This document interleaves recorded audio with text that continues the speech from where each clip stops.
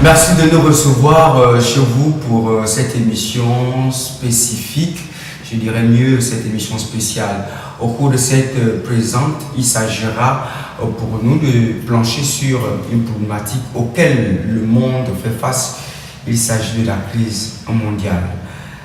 Un invité, et pas de moindre, il s'agit du bishop Taku Freddy, voilà, donc qui est leader fondateur de Vision mondiale de réveil pour le Christ, conseiller international chargé de l'implantation et de la propagande, mais il est également voilà, donc, président provincial de l'ASIMCA, chef d'entreprise de Rock of Fire Agency et bien évidemment chargé des relations extérieures de la Voix des oubliés qui est une ONG.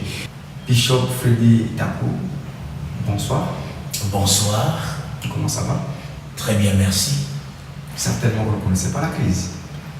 Oh, ben la crise, tout le monde en connaît, mais dans sa dimension, bien sûr. Alors, une question tout aussi basique en tant qu'homme d'église, directeur de conscience, quelle est votre approche de la crise mondiale? Bon, la crise mondiale est une crise qui a deux facettes. Il y a une facette spirituelle. La facette spirituelle égorge beaucoup plus des choses très effrayantes par rapport à la facette physique, parce que vous savez, tout commence dans le domaine spirituel. Quand le spirituel est bien organisé, le physique suit. Et quand le physique est organisé, on ressent que dans le domaine spirituel, il y a quelque chose qui s'est passé. Donc cette crise n'est pas forcément physique, mais c'est aussi spirituel dans le domaine où on se retrouve avec plusieurs visions spirituelles que Dieu refuse tout à fait, mais qui sont appliquées dans les nations aujourd'hui. Et c'est ce qui permet de découvrir que les hommes n'arrivent pas à bien atteindre les objectifs sur le plan physique. Parce qu'un homme qui n'est pas spirituellement formé est avoué à tout échec de la vie, d'où il va rentrer dans le domaine de la crise qui ne lui permettra pas d'atteindre ses objectifs. Vous allez constater qu'il y a plusieurs bouleversements dans le monde et qui affectent les nations à ne pas vouloir bien travailler, bien faire en sorte que les nations puissent avancer. Lorsqu'on trouve, par exemple, dans certaines nations, il y a des tremblements de terre, dans certaines nations, il y a des phénomènes catastrophiques qui sont plus graves, qui ne permettent pas aux gouvernants, malgré les efforts déployés, de voter les budgets. Lorsqu'on peut voir aussi également certaines problématiques qui sont plus graves, telles que dans les domaines alimentaires, les gens peuvent faire des plantations, mais ces genres de phénomènes catastrophiques permettent que les plantations soient bousillées. On se retrouve là alors à une crise qui n'a pas été prévue, quand bien même que les hommes, d'une manière ou d'une autre, déploient les efforts à pouvoir bien travailler dans leur nation. Il y a aussi autre phénomène qui existe, phénomène de personnes qui, par mal ou mauvaise intention, par de mauvaises visions ou idéaux, n'arrivent pas à satisfaire le bien-être de leur population. Ceci aussi permet que la crise puisse continuer. On trouve d'autres personnes qui s'accaparent de toutes les richesses qu'ils possèdent et n'arrivent pas à pouvoir avoir de l'amour pour aider ceux qui n'en ont pas. Et tout cela, ça cause la crise au niveau mondial. Voilà, donc pour ceux ou celles qui nous regardent à l'instant, vous êtes dans le cadre de cette émission spéciale consacrée à cette problématique auquel le monde fait face, la crise mondiale. Parle-t-on de crise financière, crise économique, crise politique, crise religieuse et même crise morale. Avec notre invité, le bishop Freddy Taku, nous essayons un temps soit peu d'apporter des pistes de réponse, des pistes de solutions. Alors, en tant qu'homme d'église et ecclésiaste, est-ce que le texte saint parle de cette crise? Déjà, tout ce qu'on vit, Dieu en a déjà parlé dans sa parole. Quand vous lisez en Luc chapitre 21, vous essayez de pouvoir aller dans les profondeurs, vous allez découvrir que Dieu a parlé qu'il y aura des signes terribles qui vont attester que la crise doit venir sur la terre. Il y aura des famines, il y aura des tremblements de terre, il y aura même des nations qui s'élèveront contre d'autres nations, une nation qui peut s'élever contre une autre nation, des guerres qui doivent exister. Il y aura même ce qu'on appelle des hommes qui rendront l'âme de terreur à l'attente des choses qui vont venir sur la terre. Tout cela a été bel et bien prédit par Dieu Tout-Puissant dans la Bible que nous avons l'habitude de lire. Donc, ce n'est pas une question d'aujourd'hui où les gens croient que c'est simplement quelque chose qui est venu d'hasard comme ça. C'est complètement biblique. Et c'est pendant ces temps que Dieu donne certaines solutions qu'il faut pour aboutir au résultat de trouver certaines solutions. Donc, Bishop, à vous entendre, y a-t-il des illustrations authentiques dans la Bible? Lisez bien la Bible. Si je m'en vais par exemple en Genèse chapitre 26, vous allez découvrir qu'il y a eu une famine au temps d'Isaac qui est parti vers le roi d'Abimelech, le roi de Guérar, et la crise était tellement énorme à ces temps-là, et même Isaac a voulu fuir le pays, fuir là où il était, parce que ça n'allait pas. Mais Dieu l'avertit en disant que demeure dans ce pays-ci, car j'ai promis à ton père Abraham que je te bénirai. Donc cette crise était tellement énorme et Isaac a voulu fuir parce qu'il ne pouvait pas supporter un phénomène comme ça qui lui il croyait que c'est impossible lorsqu'on sert Dieu ou lorsqu'on prie qu'on ne peut pas traverser certaines choses ou bien on ne peut pas être dans des endroits où les situations semblent un peu compliquées. Mais Dieu l'a donné l'ultimatum en lui disant qu'il ne s'agit pas de fuir mais qu'il s'agit de trouver les solutions dans le milieu où tu te trouves actuellement. Donc nous sommes là, qu'on ne peut pas fuir. Tu vas en France, c'est pareil. Tu vas aux États-Unis, c'est pareil. Tu vas au Congo ou je ne sais pas dans quel pays, tu trouveras que c'est pareil. Même dans d'autres pays, c'est plus grave que cela. Nous devons trouver certaines solutions pour résoudre, n'est-ce pas, ce qui nous assaille actuellement. Alors donc, affronter la crise au lieu de fuir, c'est votre propos. À l'exemple de Joseph en Égypte, nous avons vu cet homme jouer un rôle capital. Alors, qu'est-ce que l'Église peut faire aujourd'hui? Bon, déjà, ce qu'il faut savoir qu'à ce temps où nous sommes en train de pouvoir atteindre notre objectif au XXIe siècle, il sera impossible que les gouvernants du monde puissent travailler sans associer l'Église ou la religion dans son ensemble. Parce que les hommes de Dieu sont des hommes de conscience, les hommes que Dieu a communiqué certaines visions pour permettre que lorsque rien ne va, on peut les consulter pour trouver certaines solutions dans des pays où rien ne marche. Ça, c'est la première chose qu'il faut connaître. Et la deuxième chose qu'il faut savoir, au-delà de tout, les hommes de Dieu restent encore utiles pour prier, supplier Dieu et demander à Dieu de pouvoir éloigner certains phénomènes machiavéliques, certains phénomènes bizarres qui se passent dans certaines nations qui ne permettent pas à ces nations, malgré les budgets votés, de pouvoir accomplir leurs besoins. En approchant, bien sûr, les serviteurs de Dieu, Dieu va dire ce qu'il faut faire. Parce que quand vous lisez la Bible, vous allez constater que lorsque les anciens avaient des problèmes terribles dans les nations, ces autorités consultaient les prophètes de Dieu, consultaient les serviteurs de Dieu qui allaient tout consulter Dieu et donner exactement des précisions. Et ce qu'ils donnaient comme précision permettait que ces autorités puissent bien travailler et bien gérer les pays. Croyez-moi, je peux vous le dire et je peux vous assurer que s'il y a des pays qui n'évoluent pas jusqu'aujourd'hui, c'est parce que ce pays néglige encore cette partie de la spiritualité en Dieu, capable de pouvoir enseigner et donner certaines instructions permettant de changer les choses dans les nations. Si c'est maintenant que vous nous rejoignez, vous êtes dans le cadre de cette émission spéciale, disais-je, il y a quelques instants seulement, nous avons comme invité le bishop Freddy Taku, voilà, donc avec qui nous partons timidement vers la fin de cette interview. Mais pour l'heure, on va tout de même se tourner du côté de Bishop pour savoir un peu son avis. certains de ses pairs pensent que seule la prière peut apporter solution et réponse face aux différents problèmes auxquels l'homme fait face au quotidien. Il n'y a pas seulement la prière. En dehors de la prière, les chrétiens doivent apprendre comment relever l'économie de leur nation.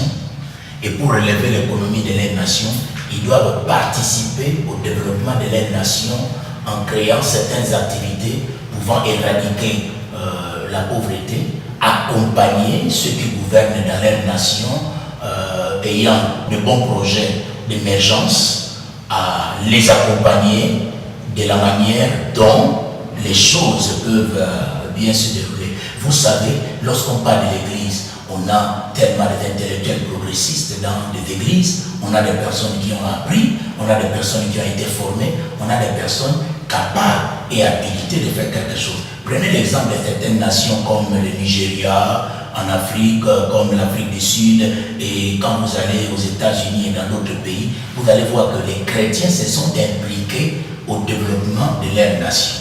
Donc, l'idéal n'est pas de baisser les bras, mais c'est une occasion que l'Église doit être les bras de ceux qui gouvernent les nations pour apporter des solutions. Voilà ce que je peux répondre à la matière. Travailler, oui, c'est le propos du bishop Freddy Tako, mais certaines personnes pensent que en cette période difficile, il faut appartenir à des réseaux. Quel est votre conseil en tant qu'homme d'église? Des réseaux, je n'en pense pas que c'est vraiment l'idéal pour des personnes qui veulent se développer. Vous savez, si tu ne connais rien, même si tu vas dans n'importe quel réseau, tu seras toujours déconsidéré et tu n'auras absolument rien. Quand quelqu'un ne connaît rien, il doit être formé, doit être éduqué, doit apprendre un métier, doit apprendre à faire quelque chose, parce que le réseau ne peut pas amener quelqu'un à aller plus loin que ça. Certes, il y a des réseaux diaboliques aujourd'hui qu'on peut parler, qu'il y a tel ou tel réseau. Bon, moi, je ne m'y connais pas là-dessus, mais moi, ce que je peux conseiller aux gens, c'est de pouvoir d'abord chercher à bien maîtriser les propres personnalités et puis à être efficace dans le sens où on aura toujours besoin d'eux. Parce que quand tu es fort, sachez bien qu'on aura toujours besoin de toi. Voilà, donc je disais tantôt que notre invité c'est le bishop Freddy Tako, voilà, donc, qui est leader, fondateur de la vision mondiale de réveil pour le Christ, conseiller international chargé de l'implantation et de la propagande, mais aussi président provincial de l'ASIMCA, chef d'entreprise Rock of Fire Agency, chargé des relations extérieures de la Voix des Oubliés, qui est une ONG. Donc c'est ce monsieur homme d'église avec qui nous essayons quelque peu de plancher, de passer au peigne fin cette thématique s'agissant de la crise mondiale. J'avais dit tantôt qu'il faut travailler, qu'il faut être formé, oui, qu'il faut apprendre, qu'il faut être éduqué, en un mot qu'il faut chercher à faire quelque chose. Mais lorsqu'on regarde un peu les prêches de certains prédicateurs, vous qui êtes des directeurs de conscience, on a comme une vue extérieure, mais des messages quand même qui ne vont pas dans le compte de former, de forger le moral de vos fidèles. Bon, moi j'ai toujours l'habitude de poser la question, pourquoi les gens viennent à l'église? D'aucuns viennent à l'église parce qu'ils ont raté leur vie. Et ils viennent dans les églises pour que les églises fassent quelque chose, les éduquer, les encadrer et leur permettre de pouvoir au moins savoir ce qu'il faut faire. Ils ne viennent pas seulement à l'église pour juste prier, mais les églises, d'une manière ou d'une autre, peuvent participer au développement de la société. Moi, j'en vais dans vos prêches, moi je ne veux pas vous interrompre, on parle plus que si vous n'avancez pas, si vous souffrez, c'est parce que c'est la sorcellerie, c'est parce que ce sont les démons. Quand on essaie un peu de regarder, de blinder certains de vos messages, sinon la plupart de vos messages sont concentrés un peu sur cet aspect de sorcellerie, de démons qui sont à l'origine. Qui est sorcier et qui ne l'est pas? Et pourquoi l'Église parle de la sorcellerie au-delà des autres sujets que je viens d'évoquer sur l'éducation, sur la formation et tout. La sorcellerie, par définition, c'est d'abord tout ce qui paraît étrange. C'est étrange de voir que quelqu'un a les moyens ne s'occupe pas de ceux qui sont autour de lui.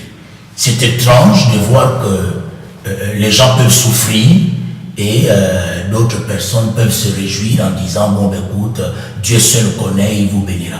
Est-ce que vous savez quand même, nous, les hommes de Dieu, ou bien les chrétiens, nous pouvons être sorciers d'une manière ou d'une autre, lorsque nous voyons autour de nous, les gens souffrent, que nous n'arrivons à rien faire? Est-ce que vous savez que même ceux qui ne prient pas peuvent devenir de plus grands sorciers lorsqu'autour d'eux, ils ne veulent pas participer à aider les autres, c'est-à-dire que la vision de l'amour, de la solidarité, du social n'existe pas? Bref, j'aimerais associer à la vision que l'Église parle dans le domaine de la sorcellerie, au lieu d'éradiquer cela, associer la formation, associer le travail et toute autre chose qui peut assurer le bien-être des personnes. Voilà, donc certains textes bibliques, Bishop parle du péché, que le péché fait la honte d'une nation et que la justice élève celle-ci. Est-ce que vous pensez en tant qu'Église que cette situation de crise mondiale est due au péché des nations? Bon, tout d'abord, il faut savoir ce que c'est le péché. Le péché ne signifie pas simplement lorsque tu as commis l'acte abominable, on dit que tu as péché. Le péché est loin d'être seulement ça. Le péché, c'est manquer le but que tu es venu accomplir sur terre. Quel est le but que nous sommes venus accomplir sur terre si Dieu nous a réellement envoyés? Est-ce que notre but, c'est de regarder autour de nous des situations délabreuses qui se passent et puis ne rien faire? Lorsque quelqu'un est venu sur terre pour accomplir quelque chose que Dieu l'a envoyé accomplir et qu'il n'accomplit pas, il pêche. C'est ce qui permet aujourd'hui certaines nations du monde ne puissent pas évoluer. Parce qu'autour de nous, beaucoup qui ont de la volonté de faire quelque chose n'en font pas. Beaucoup qui ont été prédestinés par Dieu pour accomplir la mission que Dieu les a donnée n'en font pas.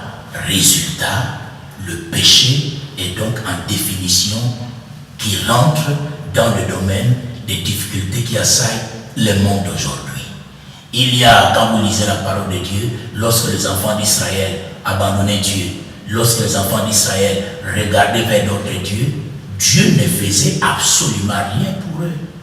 Dieu le regardait dans cette situation qu'ils avaient, et même quand la situation s'empirait.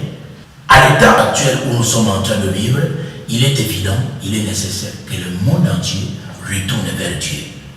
Là où je vous parlais que le 21e siècle, c'est le temps où Dieu veut réellement travailler. Il veut démontrer aux gens qu'il est Dieu et qu'il est capable de tout. Et ceux qui ne veulent pas aller vers lui ne continueront qu'à pleurnicher. Voilà, donc toutes les bonnes choses ont souvent une fin. Nous arrivons pratiquement au terme de cette interview. Homme de Dieu, qu'est-ce qu'on peut garder à l'esprit par rapport à cette problématique auquel le monde fait face, la crise mondiale? Bon, je tourne vers vous qui me suivez par rapport à cette crise mondiale. Et cette crise mondiale a pris des proportions effrayantes dont beaucoup de personnes aujourd'hui ne savent que faire au bruit des mers et des flots. Et pourtant, la solution est simple. Il suffit de regarder la manière dont Dieu a géré certaines crises depuis des décennies. On peut alors s'en sortir. Et notre modèle doit être actuellement la Bible, qui doit nous enseigner. Et j'aimerais encourager tous ceux qui sont autorités au monde, qui gèrent, qui gouvernent, qui dirigent, et doivent déployer les efforts de ne pas rester simplement dans les bureaux, assis pour attendre. Mais ils doivent appeler certains serviteurs de Dieu, certaines personnes expérimentées pour discuter et trouver certaines solutions. Peut-être qu'au-delà de tout ce qu'on peut penser, il y a des personnes qui sont cachées quelque part, que Dieu a donné des solutions pour permettre aux nations d'atteindre leurs objectifs. Et vous qui me suivez également, je vous encourage à ne pas baisser les bras. Priez, travaillez, apprenez à faire quelque chose, luttez d'une manière ou d'une autre. Et je sais que Dieu se révélera en vous et votre vie ne sera plus la même. Dieu vous bénisse. Merci. Voilà, donc merci d'avoir prêté attention à cette émission spéciale consacrée à la crise mondiale que connaît le monde. Sur ce, on se donne rendez-vous très prochainement et n'oubliez pas que Dieu peut toujours.